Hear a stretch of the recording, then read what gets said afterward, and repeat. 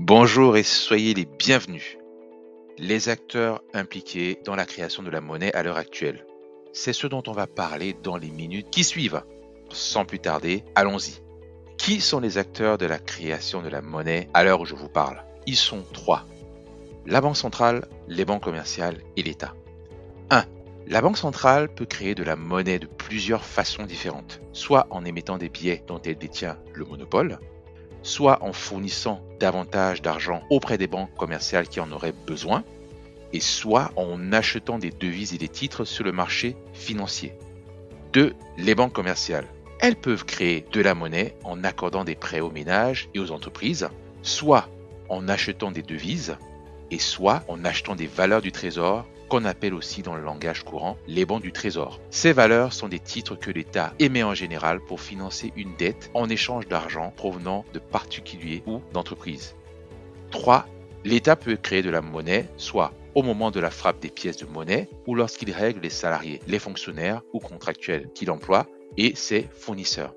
Comme il y a création monétaire dans l'autre sens, il y a aussi destruction de la monnaie lorsque le trésor public reçoit les impôts au moment des remboursements de crédits que les banques commerciales ont accordés aux particuliers ou aux entreprises, ou encore lorsque la banque centrale vend des titres ou des devises. La création de la monnaie, comment ça fonctionne concrètement? À la base de ce processus de création de la monnaie, on a un agent économique, soit un ménage, soit une entreprise, qui veut acheter un bien ou financer un surplus de dépenses, prévu ou imprévu, sans toutefois en avoir les moyens financiers. Sans la possibilité d'avoir recours à un prêt, ce ménage ou cette entreprise ne pourrait absolument pas réaliser son projet dans l'immédiat et devrait patienter un certain temps, le temps de disposer des moyens nécessaires, ce qui, selon les situations, pourrait durer beaucoup d'années ou même ne jamais se réaliser. À titre d'exemple, acheter une maison comme résidence principale pour un particulier sans avoir recours à un crédit est très complexe. Pourtant, grâce au crédit qu'elles accordent à leurs clients, les banques commerciales vont permettre à une grande partie de leurs projets de se concrétiser. Ces banques jouent donc un rôle de prestataire de services financiers pour les particuliers, les ménages et les entreprises. Ce rôle de prestataire les met au centre du financement de l'économie. Les banques commerciales ont deux manières d'accorder des crédits à leurs clients. Première manière, elle consiste à utiliser les dépôts de leur clientèle qui ne sont pas utilisés. Avec cela, les banques transfèrent des ressources qui proviennent des particuliers ou d'entreprises qui ont la possibilité d'épargner ou qui ont de l'épargne vers d'autres particuliers ou d'autres entreprises qui ont besoin d'argent dans l'immédiat pour financer un projet.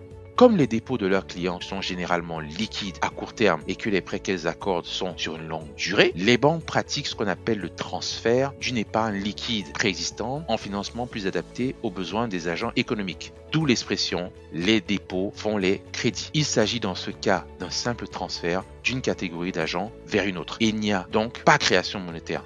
Pour la faire courte et simple, on prend l'argent que vous avez en banque dans vos économies, que vous n'utilisez pas, et on le prête à quelqu'un d'autre qui en a besoin. C'est ça le mécanisme.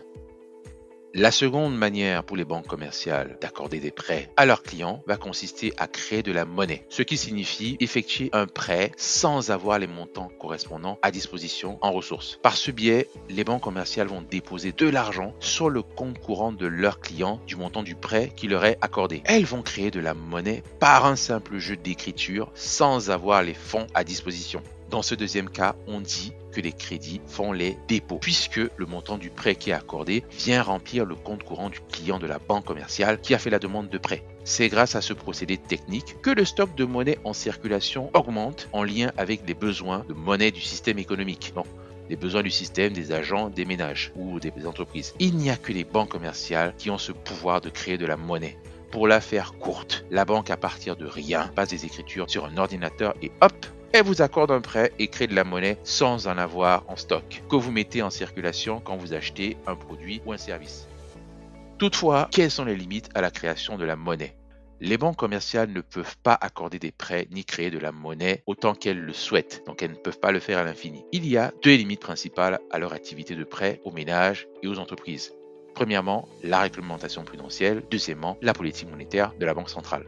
S'agissant de la réglementation prudentielle, de quoi s'agit-il? C'est un cadre juridique qui peut être sous une forme de loi qui est centré sur la sécurité et la stabilité financière des banques et du système financier dans son ensemble. Ce cadre sert à protéger les clients des banques et à limiter les risques que prennent les banques, parce que les banques en prennent. Cette réglementation est destinée à éviter que les banques ne prennent trop de risques fous, inconsidérés et finissent par faire faillite.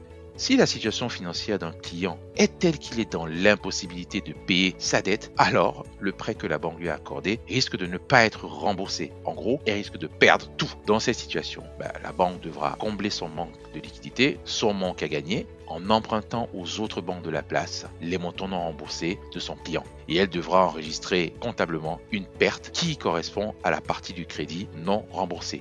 Imaginez un seul instant si trop de clients de la banque ne parviennent pas à rembourser leur emprunt. C'est la banque elle-même qui va se retrouver dans une situation très compliquée. Et étant donné le lien entre les banques qui se prêtent constamment entre elles, les difficultés d'une banque peuvent se transmettre à l'ensemble du système bancaire, ce qui serait une catastrophe.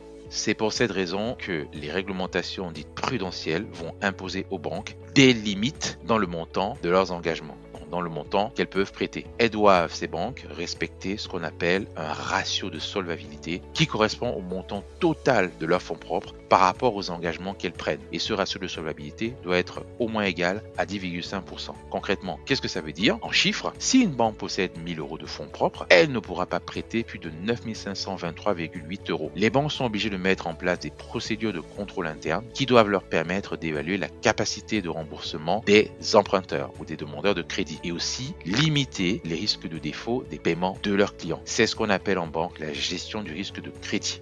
Deuxième point, la politique monétaire, qui est la deuxième limite à la création de la monnaie de la banque. Elle vient de la politique monétaire. C'est là donc qu'intervient la banque centrale, dont le rôle est de gérer la quantité de monnaie en circulation dans l'économie de façon que cette quantité soit adaptée aux besoins des agents économiques. Qu'est-ce que la banque centrale va faire? Elle doit s'assurer qu'il y ait suffisamment de monnaie dans l'économie, mais pas excessivement non plus, parce que il faut pouvoir éviter à la fois des phénomènes de ralentissement de l'économie qu'on appelle récession et des phénomènes d'augmentation de prix qu'on appelle inflation. Dans la zone euro, c'est la BCE, la Banque Centrale Européenne, qui planifie la quantité de monnaie en circulation. Elle est indépendante de tous les États et des autres institutions européennes. Nous sommes arrivés à la fin de cette vidéo. Si vous faites partie de la minorité qui est arrivée jusqu'au bout, merci pour votre attention. Rendez-vous dans les commentaires si vous le souhaitez et je vous dis à très bientôt.